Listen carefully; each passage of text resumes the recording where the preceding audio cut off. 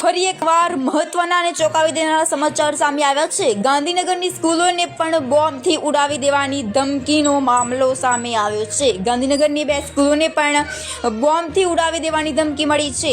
અમદાવાદ બાદ ગાંધીનગરની શાળાઓમાં પણ બોમ્બથી ઉડાવી દેવાની ધમકી મળી રહી છે। પોલીસે આ અંગે સઘન તપાસ શરૂ કરી છે। CBSE ડિવાઇન ચાઇલ્ડ સ્કૂલ અડાલજને પણ બોમ્બથી ઉડાવી દેવાની ધમકી મળી છે।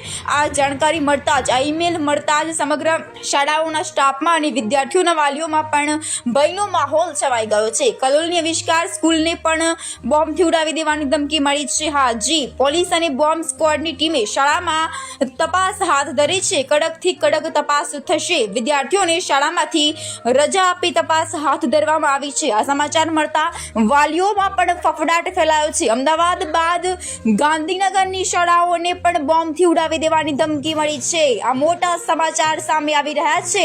આ અંગે તપાસ શરૂ કરાઈ છે।